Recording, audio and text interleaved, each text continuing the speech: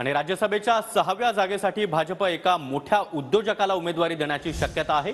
TV9 मराठीला विश्वसनीय सूत्रांनी ही माहिती दिली आहे। 6व्या जागेसाठी भाजप मोठ्या उद्योजकाला रिंगणात उतरवणार असल्याची माहिती आता समोर येत आहे। एक प्रकारे महाविकास आघाडीची कोंडी करण्यासाठी भाजपकडून ही रणनीती आखल्याचं चित्र सध्या तरी पाहायला मिळतं।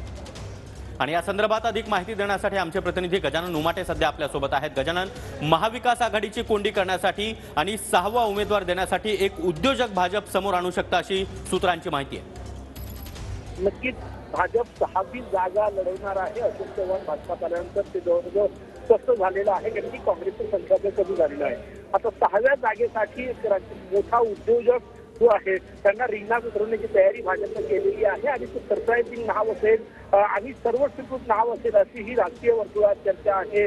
6वा उमेदवाराची चाचपणी गेल्या 2-3 दिवसापासून भाजपने सुरू केलेली आहे आणि त्यासाठी हा 6वा उमेदवार जो उद्योजक आहे, मोठा उद्योजक आहे, त्याला 6वा उमेदवार म्हणून राष्ट्रपतीची उमेदवारी देण्याची तयारी जी आहे ती भाजपने दर्शवलेली आहे। आता जर आपण संख्याबळ बघितलं तर 6ही जागा महायुतीच्या निवडून येईल अशा प्रकारचे मतदार आता महायुतीकडे आहे। त्यापैकी 4 जागा ज्या आहेत त्या भाजप लढवणार आणि एक जागा जी आहे ती मित्रपक्ष शिवसेना आणि राष्ट्रवादी अजितदादा गटाला दिली जाणार आहे।